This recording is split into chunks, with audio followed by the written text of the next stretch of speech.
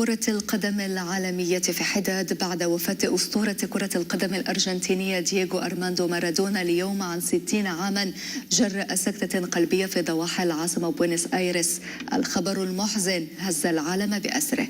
قائمة بالعشي. نجم النجوم ساحر الكرة دييغو أرماندو مارادونا يفارق الحياة بعد إصابته بنوبة قلبية بعد أسبوعين فقط عن مغادرته للمستشفى في ضواحي العاصمة بوينس آيرس. الخبر المحزن هز العالم بأسره. قائمة بالعشي. نجم النجوم ساحر الكرة دييغو أرماندو مارادونا يفارق الحياة بعد إصابته بنوبة قلبية بعد أسبوعين فقط عن مغادرته للمستشفى بعد خضوعه لجراحة بسبب جلطة دماغية. هو الذي عرض كل أنواع التتويج مع المنتخب الأرجنتيني مع الفرق التي لعب لها. حمل القميص الأرجنتيني لمدة 16 سنة، خاض 91 مباراة دولية وتمكن من تسجيل 34 هدفا. وكل من عاش في زمن دييغو مارادونا يدرك أن هذا اللاعب كان أسطورة كما ترويها القصص. من طبقة فقيرة ارتكب الكثير من الأخطاء، أضحى قائدا على المستطيل الأخضر، وكان واحدا من بين اللاعبين الذين أعطوا للكرة حماسا وجمالا ومتعة. كل من يتابع تسجيلات الفيديو ينبهر لمهارات هذا اللاعب، يلعب بشكل لا يصدق.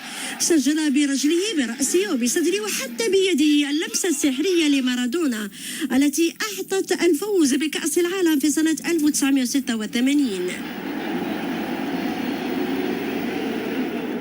وللفتى الذهبي ارتباط وطيد بالمغرب. من منا لا يتذكر تلك المشاركة التاريخية لدييغو أرماندو مارادونا في احتفالات الشعب المغربي بالذكرى 41 للمسيرة الخضراء.